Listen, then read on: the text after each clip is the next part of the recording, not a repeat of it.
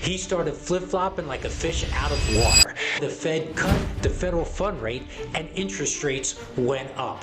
Interest rates have continually gone up to now they're around 6.375. So they gave back the best rates of all year at the 6.125 to about 6.375. Then they started asking them questions, and that's when it all went downhill. Every 1% interest rates drop, 5 million more people throughout the United States can afford to buy a house. What should we be doing? We should be talking to everybody under the sun and let them know interest rates have dropped.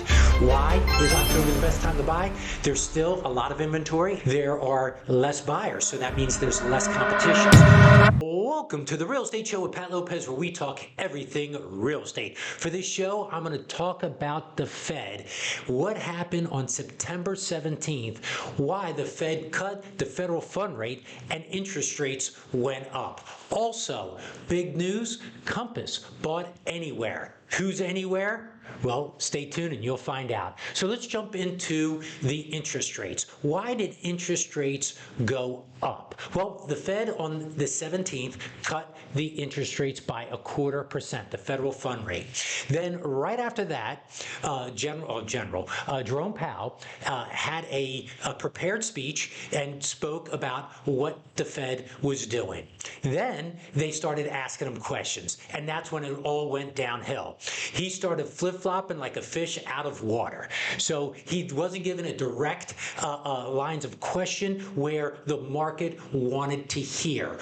Now, what the market's tried doing is predicting what's going to happen in the future. And what they wanted was a little bit more direction, a little bit more concrete, saying, yes, we're in a cut mode. Unemployment numbers are coming in soft. We're really concerned about that. We feel good about inflation, the direction that's going. But he was flip-flopping all over the place. So, boom, interest rates went up. I'm going to show you this chart right now. On the 16th, interest rates were at 6.125, and we got that information from Mortgage News Daily. What they do is a survey of mortgage companies throughout the country, and they ask some basic questions. One, do you have a 780 and above credit score? Are you buying a single-family residence? Is it going to be an owner-occupied home? So we're talking about really strong credit-worthy people. Are you putting 25% down? So those are some of the questions they were being asked, and if you answered all those questions, the average rate across the land was 6.125. That means some people had lower interest rates, some people had higher to get that average at the 6.125.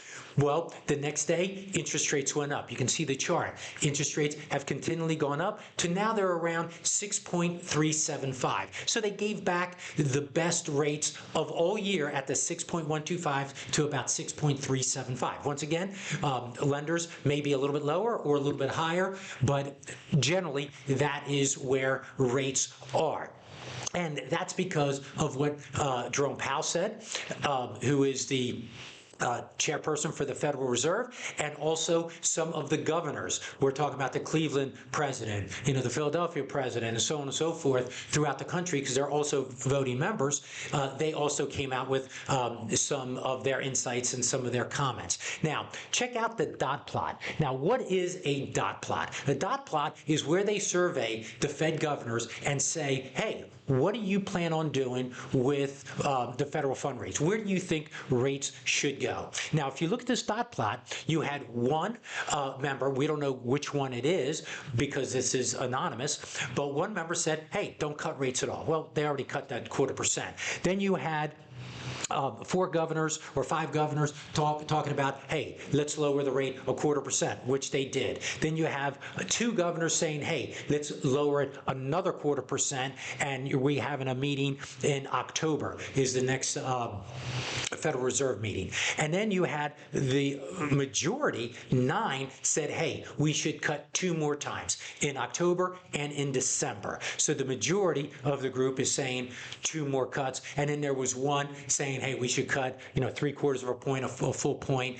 only one there. So the dot plot sort of, gives you an idea. You're going into the head of the governors, the voting members, of what their thoughts are and what they think they should be doing with the federal fund rate. But once again, Jerome Powell spoke. You had the governor speak, and they're talking about, well, some of them are saying maybe we may not cut 2 more times. Other ones are saying, yes, we will. So there's just not certainty in the market, and that's what the market likes, is certainty. So that's what's going on with interest rates. That's why they've gone up a little bit. Also, Fannie Mae, they came out with their updated projections of interest rates, and they're talking about by the end of the year, the 30-year fixed rate will be at 6%. So good news is Fannie Mae, they're looking at interest rates coming down a little bit more. We're pretty close to it right now. Guess what? In the spring of 2025, we were at 7.25. So interest rates have dropped a full percent. Now, what should we be doing? We should be talking to everybody under the sun and let them know interest rates have dropped.